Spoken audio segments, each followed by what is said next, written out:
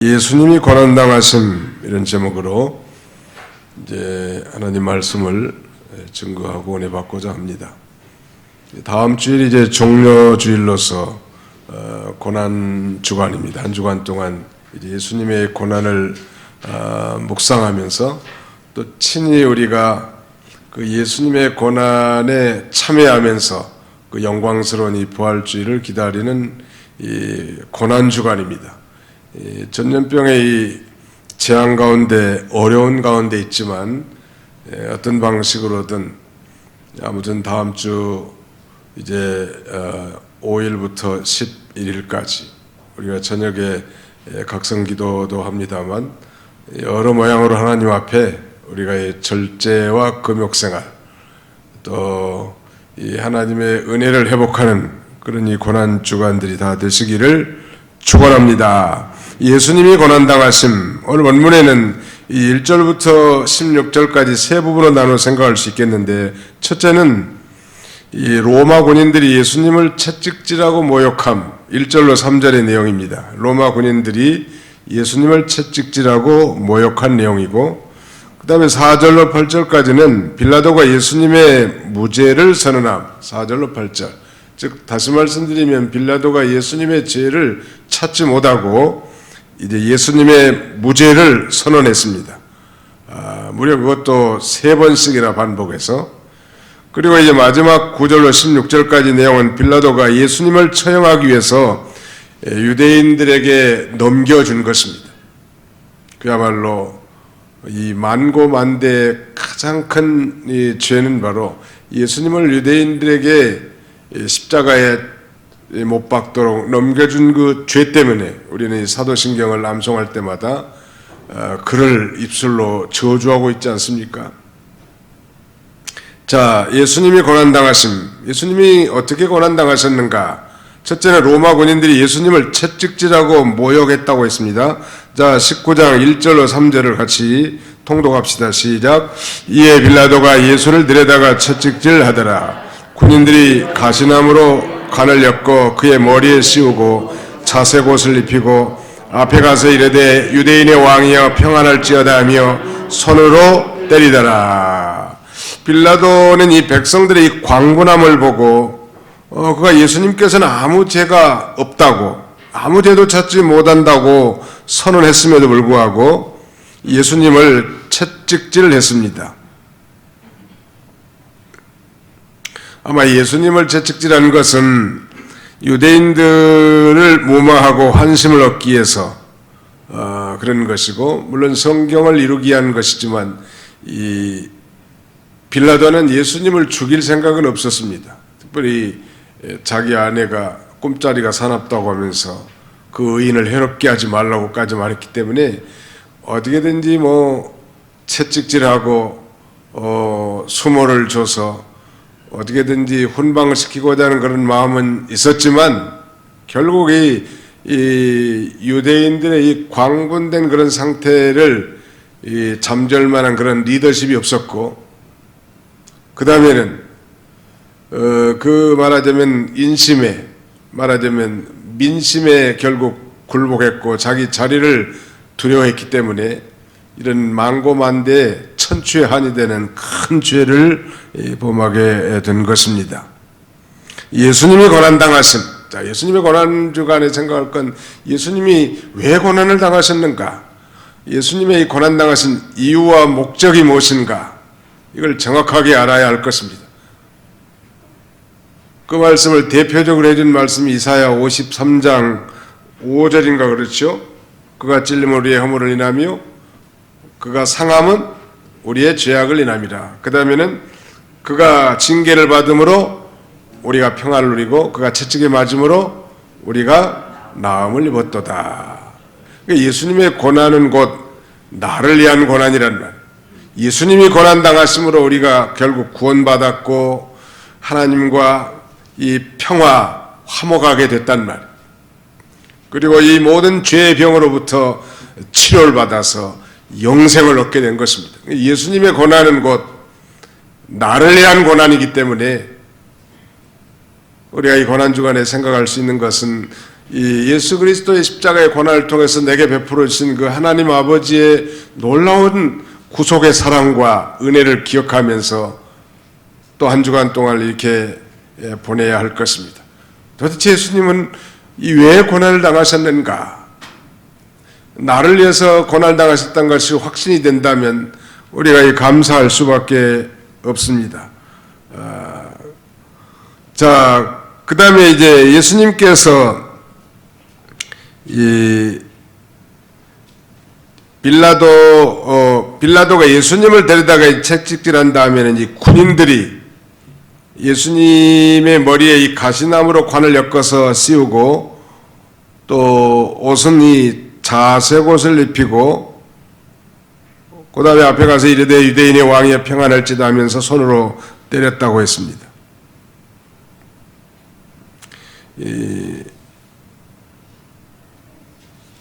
이건 마치 예수님을 왕으로 풍자해가지고 군병들이 예수님을 그렇게 희롱한 것입니다. 왕이 쓰는 왕관 대신에 가시면류관을 씌우고 말이죠. 또 왕이 입는 이 홍포, 자색 옷 대신에 이 홍포를 입히고 그 다음에는 마태복음에 보면 예수님의 이 손에 갈대를 들려줬는데 그것은 바로 왕의 손에 든 홀, 쥐봉, 그걸 대신하는 것입니다. 그리고 이제 예수님 앞에서 꿇어 희롱하기를 유대인의 왕이여 평안할지어다. 창조자 하나님 앞에 피조물인 인간이 그야말로 뭐 우리가 좀 무시당하고 우리가 좀 이 조롱을 당한다는 것은 참을 만도 하지만 말이죠. 하나님, 창조주 하나님을 이 피조물인 인간이 이렇게까지 모욕하는 것은 우리가 받는 희롱과 조롱, 모욕 이런 것과는 비교할 수 없겠죠. 그리고 심지어는 이런 거짓 인사를 하고 침을 뱉고 갈대를 빼앗아 때렸습니다. 누구 때문에 이렇게 됐는가? 누구 때문에 이런 이 멸시와 천대 그리고 이 고난을 받았는 말, 그건 바로 저와 여러분들의 죄 때문에 우리 죄를 담당하기 위해서 예수님께서 이런 모진 고난과 채찍, 조롱과 모욕을 다 당하신 것입니다. 이 빌라도가 이 군병들의 이 악한 모욕을 하게 한 다음에 채찍질하는 것은 예수님을 지금 죽이려고 하는 유대인들의 만족을 시킨 다음에 지금 혼방시키려고 하는데, 그러나 분명한 것은 아주 이 빌라도가 좀 나약했던 것 같아요. 말하자면 입법과 사법 그리고 군사적인 그런 권한을 가진, 당시 유대 나라는 로마의 식민지에 있었기 때문에 로마에서 파송한 총독에 위치해 있기 때문에 그는 모든 권한이 있단 말. 그러니까 총독으로서 의회 재판을 했더라면 만고의 그의 이름이 빛났을 텐데 최고의 판결의 위치에 앉아 있으면서 이 불의의 재판을 하는 거예요. 이게 이 빌라도의 죄는 불의의 판결하는 게 큰 죄죠.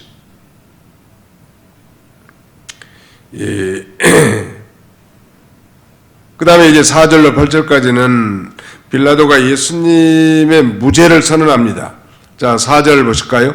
빌라도가 다시 밖에 나가 말하되 보라, 이 사람을 데리고 너희에게 나오나니 이는 내가 그에게서 아무 죄도 찾지 못한 것을 너희로 알게 하려 함이로라 하더라. 이에 예수께서 가시관을 쓰고 자색 옷을 입고 나오시니 빌라도가 그들에게 말하되 보라, 이 사람이로다 하며 대제사장들과 아랫사람들이 예수를 보고 소리질러 이르되 십자가에 못 박으소서 하는지라. 빌라도가 이르되 너희가 친히 데려다가 십자가에 못 박으라. 나는 그에게서 죄를 찾지 못하였노라. 이 예수님의 그 무죄를 여러 번 지금 반복합니다. 그 앞에 18장 38절 하반절에 보면 이 말을 하고 다시 유대인들에게 나가서 이르되 나는 그에게서 아무 죄도 찾지 못하였노라. 당연히 아무 죄도 찾지를 못했다고 하면 무죄 판결을 내렸어야 되고 훈방했어야 함에도 불구하고 백성의 그 여론을 두려워하고 자기의 자리를 두려워해 가지고 이 엄청난 죄를 범하게 된 것입니다.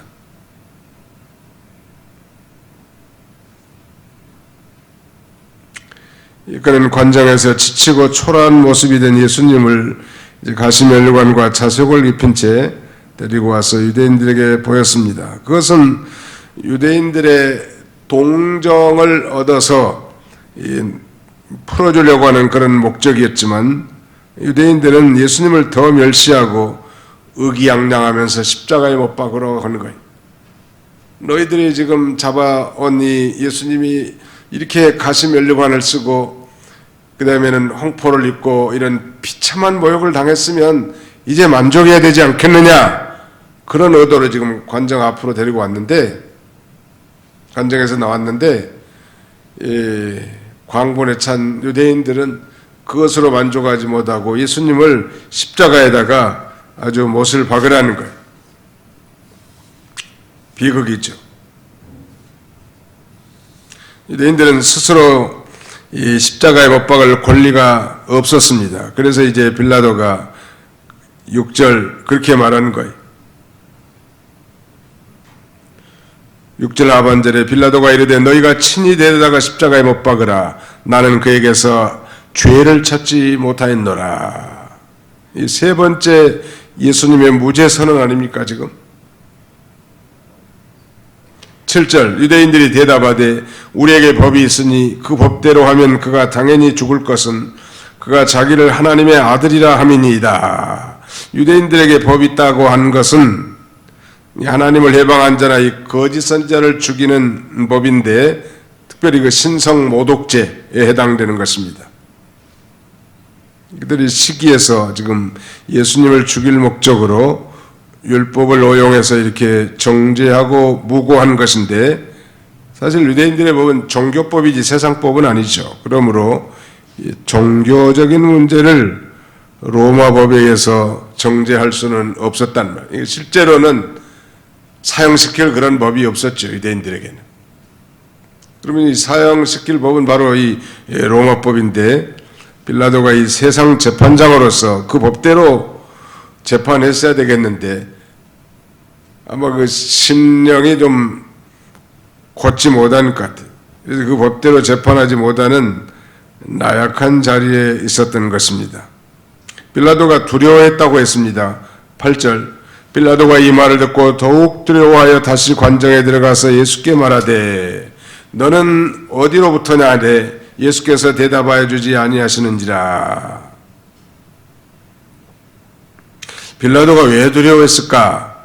예수님이 하나님의 아들이라는 말 듣고 두려웠다고 했는데 그렇다면 만일 하나님이 계시고 예수님이 하나님의 아들이라면 내가 큰 벌을 받지 않겠는가? 그런 두려움은 있었단 말. 예수님을 살리려고 하는 빌라도의 마지막 노력은 이제 유대인들의 고소와 함성에 의해서 좌절됩니다. 빌라도는 내란이 일어날 듯 조짐이 아주 긴장되었고 자신이 혹시 황제, 로마 황제 가이사의 신임을 잃지도 모른다는 우려 속에 예수님의 그 십자가 처형을 결국 이제 허락하고 만 내용이 거기 이제 9절 이하에 나타납니다. 그런데 그 앞부분에 보면 이 9절에 너는 어디로부터냐 이렇게 질문하죠. 네가 어디서냐? 그러니까 내가 인간에서 인간이면 하늘로부터 온 존재인가? 땅 밑에서 왔는가 아니면 위에서 왔는가 지금 묻는 거예요. 내가 세상에 오기 전에 도대체 어디에 있었고 내가 있었던 곳은 어떤 곳인가? 내 정체가 무엇인가? 예수님이 9절 하반절에 보시면 예수께서 대답하여 주지 아니하시는지라. 예수님이 왜 대답하시지 않으셨을까? 그 이유는 몇 가지 생각할 수 있는데 이미 빌라도에게 그 자신에 대해서 충분히 증거해 줍니다. 18장 36절로 37절 같이 한번 읽어보겠습니다. 요한복음 18장 36절로 37절입니다. 시작. 예수께서 대답하시되 내 나라는 이 세상에 속한 것이 아니니라. 만일 내 나라가 이 세상에 속한 것이었다라면 내 종들이 싸워 나로 유대인들에게 넘겨지지 않게 하였으리라. 이제 내 나라는 여기에 속한 것이 아니니라. 빌라도가 이르되 그러면 내가 왕이 아니냐? 예수께서 대답하시되 네 말과 같이 내가 왕이니라. 내가 이를 위하여 태어났으며 이를 위하여 세상에 왔나니 곧 진리에 대해 증언하려 함이로라. 무릇 진리에 속한 자는 내 음성을 듣느니라 하신대. 예수님이 이미 내 나라는 이 세상에 속한 것이 아니라고 자신의 이 정체성을 분명히 말해줬는데 도대체 또 물어본다면 너는 도대체 누구냐? 대답 안 해줬습니다. 또 빌라도가 예수님이 죄 없는 줄을 알면서도 지금 질문하기 때문에 예수님이 대답해 주지 않는 것이고 그건 마치 개에게 진주를 던진 것과 같단 말이에요. 이 불신자인 이 빌라도에게 하나님의 아들에 관한 문제, 또 하나님 아버지에 관한 문제, 또 예수님을 원하신 그 문제를 말해줘도 알 수도 없고 그때 상태로서는 도리어 물고 찢을 염려가 있기 때문에 대답해 주지 않았고 또 우리가 짐작할 수 있는 것은 예수님께서는 그 현재 고난을 주신 아버지의 뜻을 복종하기 위한 것이죠. 그 고난까지도 다 당하시기 위해서 이 땅에 오셨단 말. 굳이 그 고난을 피하고자 하지 않은 것입니다. 자, 우리가 이 그리스도인으로서 어떨 때는 대답을 해야 할 때도 있고 또 어떨 때는 잠잠해야 할 때가 있는데 우리 성경을 한 군데 찾아보겠습니다. 잠언 26장 4절 5절 잠언 26장 4절로 5절 찾아서 같이 한번 읽어보겠습니다. 잠언 26장 4절로 5절입니다. 잠언 26장 4절 5절 시작. 미련한 자의 어리석은 것을 따라 대답하지 말라. 두렵건대 너도 그와 같을까 하느라. 미련한 자에게는 그의 어리석음을 따라 대답하라. 두렵건대 그가 스스로 지혜롭게 여길까 하느라. 미련한 자가 어리석은 말할 때 거기에 대꾸해주면 같이 어리석은 자가 되고 만다는 언불청 도불행 이런 말이 있어요. 언불청 말이 아니면 듣지를 말고 길이 아니면 가지를 말아라 그런 말인데요. 미련한 자의 말에 동조하지 말고 하나님의 말씀대로 말도 하고 하나님의 말씀대로 행동하라는 거예요. 근데 또 어리석은 자의 말하자면 또 말을 하라고 할 때도 있었는데 그 5절에는 어리석은 자가 자기 말을 스스로 지혜롭게 여길 때는 가만히 있지 말고 가만히 있으면 인정하는 것이기 때문에 그 잘못된 것을 말해주고 바로 서도록 바른 대답을 하라는 것입니다. 우리 예수 믿는 사람들이 말을 안 해야 유익이 될 때도 있고 또 어떨 때는 또 말을 해야 유익이 될 때가 있단 말이에요. 그런 걸 좀 잘 분별해서 미련한 자의 그 어리석은 것을 따라 대답하지 말 때는 대답하지 말고 또 미련한 자의 어리석음을 따라 그에게 대답할 때는 지혜롭게 대답을 하는 겸손한 마음으로. 아무튼 예수님은 말해주지 않았습니다. 이미 다 빌라도에게 다 자신에 대해서 충분히 증거했고 또 자신이 죄가 없다고 무죄 선언을 3번씩이나 했는데도 불구하고 우유부단한 이 빌라도에게 더 이상 말해줄 필요가 없었단 말. 그래서 이 답답하니까 빌라도가 10절에 이렇게 말합니다. 빌라도가 이르되 내게 말하지 아니하느냐? 내가 너를 놓을 고난도 있고 십자가에 못 박을 고난도 있는 줄 알지 못하느냐? 예수께서 대답하실 때 위에서 주지 아니하셨더라면 나를 해야 할 고난이 없었으리니 그러므로 나를 내게 넘겨준 자의 죄는 더 크다 하시니라. 예수님께서 대답하지 않기 때문에 빌라도는 자기의 권세가 손상될 것으로 생각해서 자기가 가진 이 세상 권세를 지금 말하는 거예요. 그래서 예수님으로 하여금 대답하게 하도록 그렇게 한 것입니다. 그때 예수님이 뭐라고 말씀하신가 하면 11절에 예수께서 대답하시되 위에서 주지 아니하셨더라면 나를 해할 고난이 없었으리니. 이 말씀을 보면 이 권세라는 것은 어디서 나오는 것인가? 위로부터 나온다는 말. 권세, 모든 권세는 다 위로부터, 다시 말씀드리면 하나님께로부터 온 거예요. 요새 이 교회들이 정부의 이 방역 지침을 준수하지 않고 마스크도 안 쓰고 거리 이격도 하지 않고 이런 교회들이 매스컴에 종종 등장하는데 그건 아주 잘못한 것입니다. 그건 신앙이 잘못된 거예요. 이 세상의 이 관리들의 권세도 다 하나님이 내신 것이고 하나님이 주신 거기 때문에 우리 그리스도인들은 세상 사람들보다 더 세상법을 더 잘 지켜야 되고 또 더 잘 지키는 것이 자연스러운 일이죠. 예수 믿는 사람들이 뭐 하나님은 잘 섬긴다고 하는데 세상법을 안 지키는 건 아주 잘못된 사상이에요. 얼마나 하나님의 영광이 가려지고 또 하나님 나라에 얼마나 치명적인 손상이 오겠는가 한번 생각해 보시오.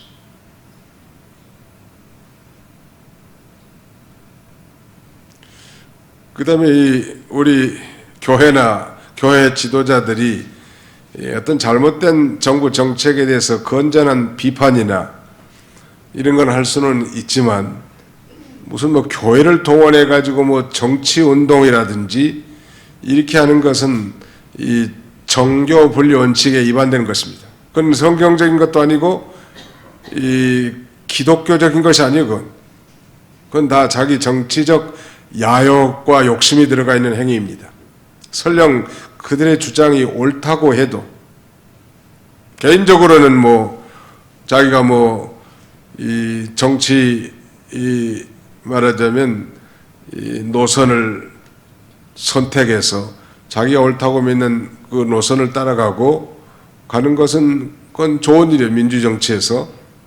그래 교회 이름으로 말하자면 정치 운동하는 거 옛날에는 뭐 아주 극좌파들이 많이 그런 데모를 많이 했는데 요새는 뭐 극우파들이 아마 그 반대로 이렇게 데모하는 것 보는데 둘 다 비성경적입니다. 우리는 예수가 알아서 하는 거예요. 하나님의 나라. 예수님이 아까 말씀하셨잖아요. 이 요한복음 18장에서 분명히 증거했죠. 내 나라는 이 세상에 속한 것이 아니니라. 이 세상에 우리가 살면서 이 세상 법을 잘 지켜야 될 이유는 이 세상의 이 관리들의 권세가 하나님이 주어진 것이고 로마서 13장에 보면 하나님의 사자라고 되어 있습니다. 세상의 관리들이. 또 세상의 왕인 이 고레스 왕을 성경은 이사야서에 보면 하나님의 목자라고 이렇게 표현해놨습니다. 일반 은총하에서 하나님이 이 불신자들도 사용하신단 말이에요. 한국교회가 이번에 정부의 이 방역 지침 7가지 그걸 아주 잘 지켰다고 그렇게 호평이 그렇게 나와 있는데요. 대부분 아주 잘 지켰다고 하는데 이 극소수의 무리들이 아주 그걸 뭐 무시하고 말이죠. 이렇게 함부로 행동해가지고 전체에 말하자면 이 구정물을 튀기는 그런 우를 범한 것 같습니다. 아무튼 뭐 영해법, 더 차원이 높은 도덕법과 영해법을 지킨 사람들이 이 세상의 법을 안 지킨다. 그야말로 우스운 일이죠. 아주 우스운 일이에요, 그건. 이건 우리는 예수 믿는 사람들은 사실은 법이 없어도 살아가는 사람들 이렇게 별명을 붙여도 합당하다는 말. 저 사람들은 세상 법이 없어도 자기들이 다 알아서 지키니까. 근데 대부분 한국 교회들이 잘 지켰다고 합니다. 대부분 아마 제가 보기에는 뭐 90% 이상 다 잘 지켰을 것 같아요. 이상한 이 이단들 이런 사람들은 말이 먹혀들지가 않아. 그러니까 도매급으로 다 넘어가는 거예요. 이 빌라도가 이 재판장 위치에서 그런 권리를 갖는 것도 사실은 악한 자도 악한 날에 하나님이 쓰시기 위한 거라고 했는데 다 위에서 허락한 거란. 하나님께서 권세를 주신 목적이 뭘까 한번 찾아보시다. 하나님이 그 세상 사람들에게도 권위를 주신 목적이 무엇인가? 로마서 13장 3절로 4절 같이 한번 읽겠습니다.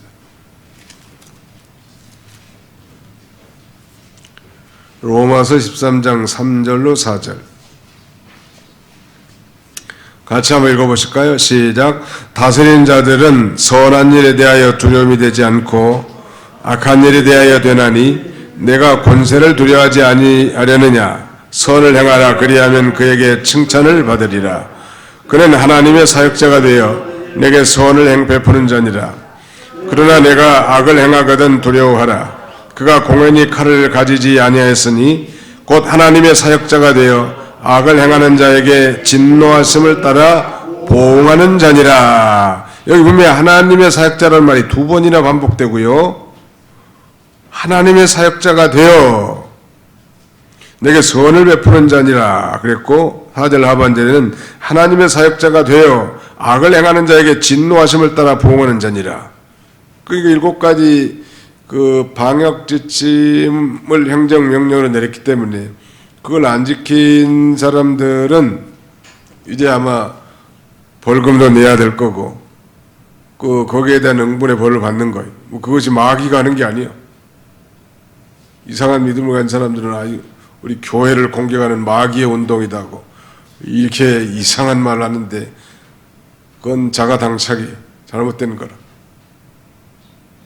그래서 이 정부 관리를 세워서 사실 이 국가라는 이 기관 안에 질서를 유지하고 안녕을 도모하고 우리가 평안하게 생활할 수 있도록 이 정부의 관리들을 하나님이 일반 은총 안에서 세우신 것이기 때문에 잘 순종해야 돼.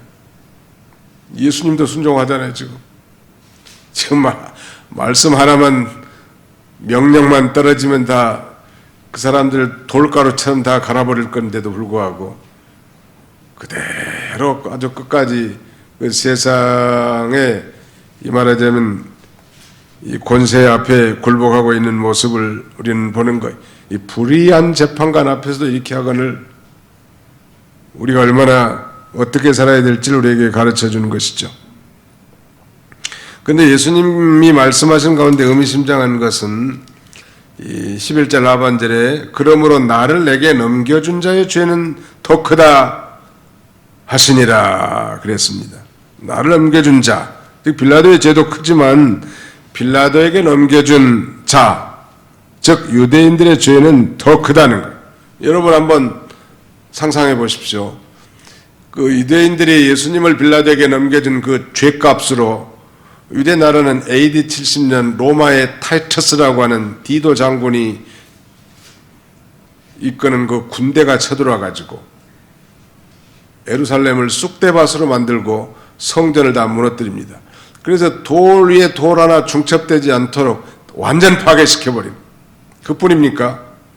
2차 대전 당시에 600만이라고 하는 유태인들이 독일 히틀러에서 비참하게 말하자면 죽어가는 600만이나 학살되는 엄청난 비극을 당하고 그뿐입니까? 2000년 동안이나 나라를 잃고 전 세계를 떠돌아다니면서 비극적인 삶을 살게 한 거예요. 그게 바로 예수님을 이 빌라도에게 넘겨준 그 죄값이.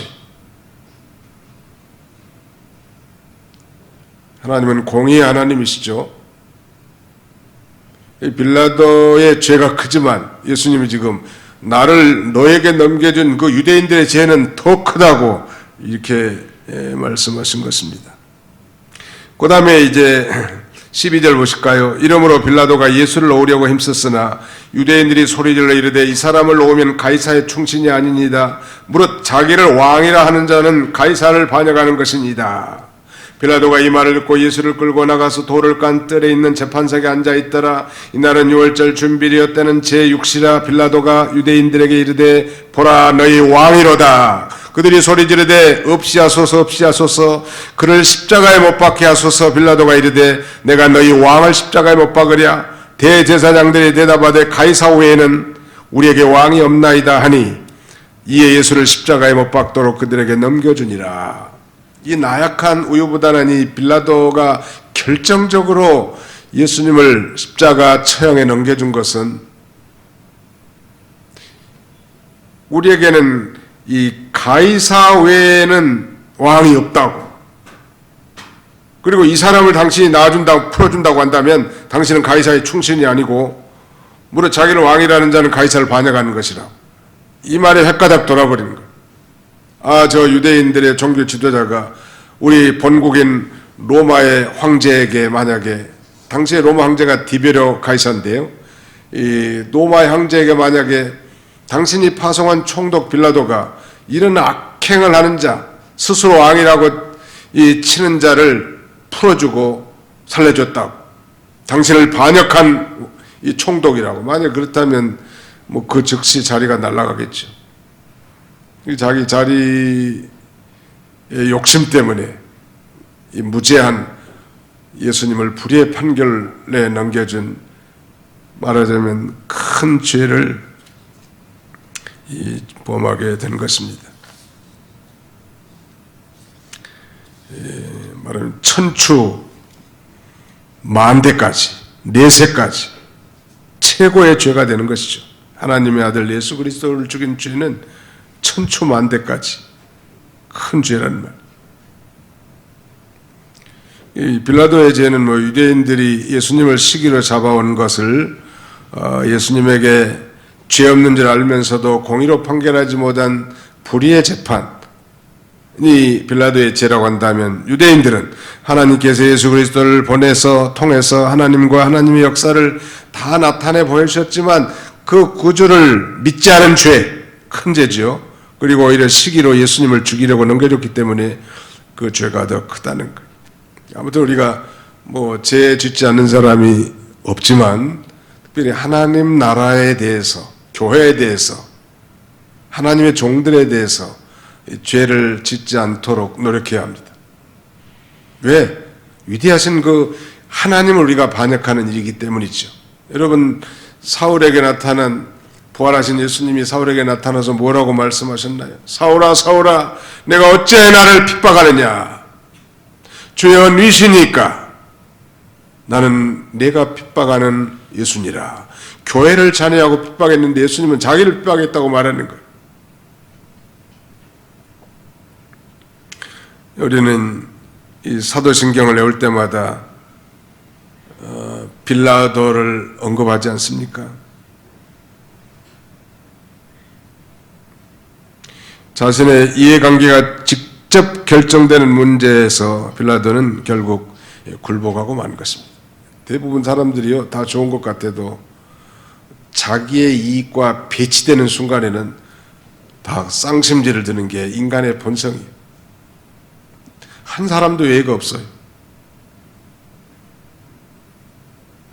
그러나 우리는 소탐대실이라는 말이 있는데 의의가 큰 것입니다. 옳은 것, 하나님 앞에 옳은 것을 추구하고 옳은 것을 따라가는 것, 그래야 되지 않겠습니까? 사람들의 인기에서 그들의 행복이 좌지우지되는 사람들은 그 쉽게 사탄의 유혹의 먹이로 내어줄 수밖에 없는 것입니다. 우직하게 소처럼 누가 알아주든 알아주지 않든 이 믿음의 길 누가 보든 보지 않든 우직하게 하나님의 말씀을 따라서 순종하면서 사는 것. 아마 이런 이 전염병의 재앙 가운데서 우리가 배울 교훈 중에 하나가 아닐까요? 우리가 그동안에 하나님을 섬긴다고 다 열심도 냈고 연보도 많이 하고 예배도 부지런히 참여하고 그랬는데 이제 실제로 우리의 이 삶의 현장에서 예배와 같은 예배 드리는 그런 심정으로 생활의 예배, 삶의 예배로 우리로 하여금 드리도록 하는 그런 메시지일 수도 있을 것 같습니다. 이런 이 재앙을 통해서 이 삶과 교회에서 드린 예배가 일치되는 것이죠. 경건하고 거룩한 마음으로 형제를 대하고 또 어떤 일처리도 대하고 세상 사람들처럼 뭐 좋은 게 좋다고 하면서 두루뭉실 이렇게 넘어가는 게 아니고 하나님 앞에 모든 걸 하나씩 제가 종종 칭찬합니다만 중랑구의 그 뭐 애언 치과라고 하는 치과가 있는데 지금은 과천으로 이사 갔어요. 거기 원장님이 우상두 장로님이라고 그 미국에 제가 목회하는데 그 여전사님 남동생이 서울대 치대 나왔어. 그래서 추천을 해줘가지고 한국에 나오자마자 이제 거기 다니고 있는데요. 참 훌륭하시더라고. 또 미국에서 선교하고 왔다고 하니까 뭐 돈도 안 받아. 임플란트도 하나 해준대 공짜로 해주고 선교한다. 미안해가지고 좀 선물은 했습니다만 갈 때마다 느끼는 건 뭔가 하면은 참 이 양반은 이 세상에 일을 하면서도 하나님 앞에 여기가 교회인가 여기가 선교센터인가 할 만큼 참 경건하고 그 삶과 예배가 일치되는 그런 모습을 보면서 말이죠. 저만 그런 게 아니고 거기 갔다 오신 분들 제가 여러 사람들 추천해 줬는데 갔다 온 사람들이 다 그렇게 공통적으로 말하는 거 보면 야, 참 예수 믿는 예수쟁이들은 교회에서만 그렇게 경건하고 거룩한 예배 생활이 아니라 바깥에 우리가 살면서도 아, 저분은 정말 예수쟁이다. 그런 그 거룩함을 드러내야 되지 않겠는가. 오늘 사실 이 적용된 이 교훈에서도 그런 말씀이 있습니다. 예수님이 우리 죄를 대신해서 십자가에 돌아가셨기 때문에 우리 모든 죄를 용서받았죠. 예수를 믿은 사람은. 그렇다고 해서 우리가 늘 다람쥐 쳇바퀴 도는 것처럼 죄를 짓고 살라는 얘기는 아니거든, 이제.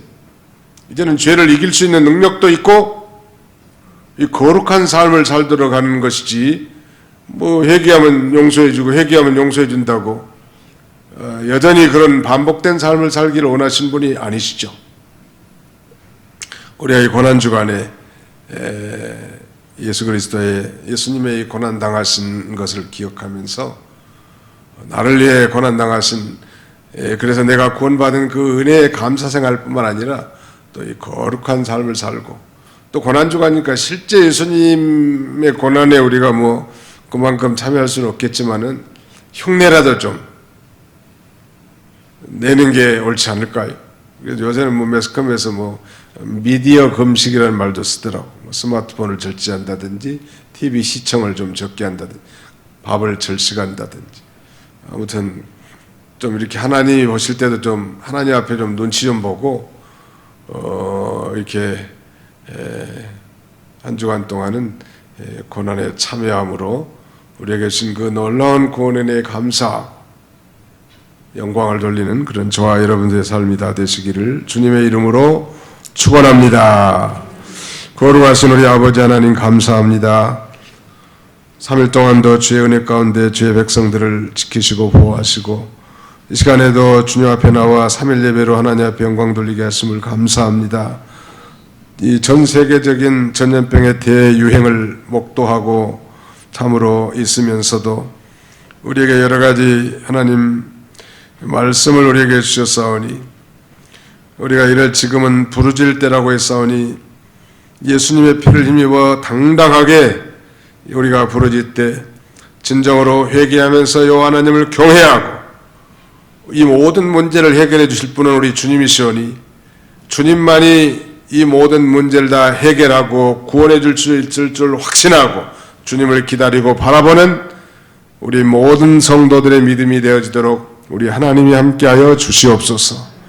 아버지 하나님 여러 가지 답답하기도 하고 좀 앞이 끝이 보이지 않기도 하고 전무후무하게 당한 일이라 어떻게 처신해야 할지도 잘 모르지만 오직 하나님의 말씀만이 우리의 길이고 생명인 줄 알고 하나님의 말씀을 듣고 읽고 또 배울 때마다 그 말씀에 굳게 서서 마음에 위로를 얻고 다른 사람들도 그 말씀으로 위로할 수 있는 성숙한 그리스도인들이 다 되게 하여 주시옵소서. 몸이 약한 성도들, 어려움 당한 성도들, 특별히 어려운 가운데 있는 주의 백성들과 지체들을 기억해 주시고 시공을 초라해 항상 하나님 자들의 심령을 위로하사 아버지 하나님으로 말미암아 모든 환경을 이겨나갈 수 있도록 도와주시기를 원합니다. 어려운 가운데 있습니다. 경제적으로도 사회적으로도 많은 어려운 가운데 있지만 참으로 칠흑같이 깊은 밤에 별이 더 맞짱인 것처럼 이 어두운 세상에 우리 그리스도인들이 참으로 빛과 같이 빛나는 삶을 살아가도록 우리 하나님이 축복하여 주시옵소서.